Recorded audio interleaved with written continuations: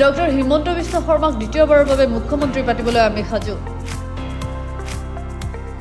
মুছলপুৰত গাহৰি বিতৰণ কাৰ্যসূচীত BTCৰ কাৰ্যবাহী সদস্য ৰাকেশ ব্ৰহ্মৰ এই মন্তব্য। পশুপালনৰ জৰিয়তে BTR সকলো শ্ৰেণীৰ লোককে স্বাৱলম্বী কৰাৰ অৰ্থে BTC চৰকাৰে আৰম্ভ কৰিছে পিক মিছন। বাক্সা জিলাৰ মুছলপুৰতো BTCৰ পশুপালন বিভাগৰ কাৰ্যবাহী সদস্য ৰাকেশ ব্ৰহ্মই 1000 হিতাধিকাৰীক গাহৰি বিতৰণ কৰে। কাৰ্যসূচীত উপস্থিত থাকি কাৰ্যবাহী সদস্যগৰাকীয়ে আগন্তুক BTC নিৰ্বাচনৰ বাবে UPPLৰ দলে পূৰ্ণোদ্যমে সাজু হৈছে বুলি উল্লেখ কৰি আগন্তুক বিধানসভা নিৰ্বাচন সন্দৰ্ভতো মন্তব্য কৰে। তেওঁ কয় যে BTC নিৰ্বাচনত আমি UPPL বিজেপি মিত্ৰতাৰে 40খন আসনৰ 40খনে দখল কৰিবলৈ সক্ষম হ'ম। ইফালে 2026 চনৰ বিধানসভা নিৰ্বাচনত বিজেপি দলক সহায় কৰি দ্বিতীয়বাৰৰ বাবে ডক্টৰ হিমন্ত বিশ্ব শৰ্মাক মুখ্যমন্ত্ৰী পাতিবলৈ আমি সাজু বুলিও মন্তব্য কৰে কাৰ্যবাহী সদস্য ৰাকেশ ব্ৰহ্মই।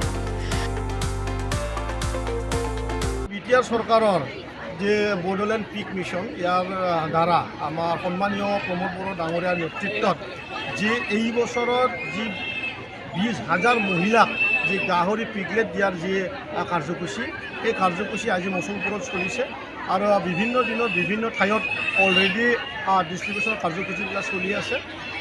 ইয়াৰ এটা নতুন এটা পৰিৱেশ আমি আজি মুছলপুৰ এই অঞ্চলত দেখিবলৈ পাইছোঁ।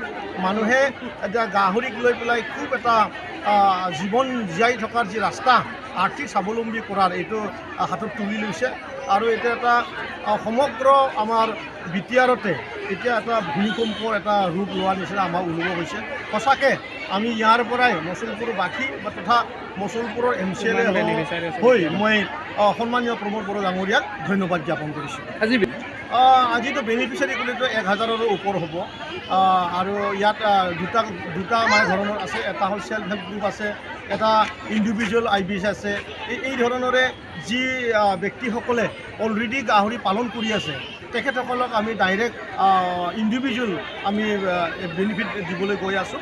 আৰু নতুন কৰি যি চেল্ফ হেল্প গ্ৰুপ আছে তেখেতসকলৰ যিহেতু ট্ৰেইনিংটো আগতীয়াকৈ লোৱাটো চব 10জনীয়া গ্ৰুপৰ ভিতৰত চব মানুহৰে ট্ৰেইনিং নাই, গতিকে আমি অলপ কম কৰি ডিষ্ট্ৰিবিউশ্যনটো কৰিছোঁ।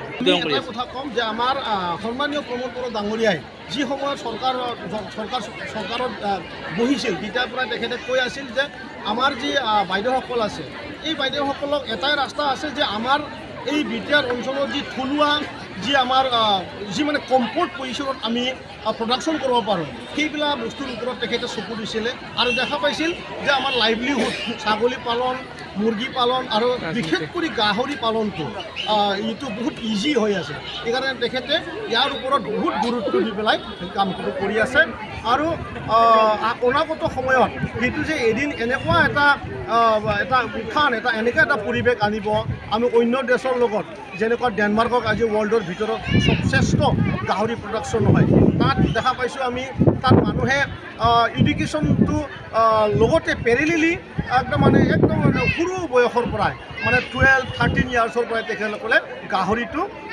এটা মানে এটাচ কৰি পেলাই তেখেতসকলে জীৱনটো চলায় আৰু পৃথিৱীতে ডাঙৰ এটা আৰ্থিক এটা স্বাৱলম্বী তেখেতসকল ব্যক্ত হয় আৰু। বাক্সাৰ পৰা নীৰেণ কুমাৰ শৰ্মাৰ ৰিপৰ্ট, গ্ল'বেল 24/7।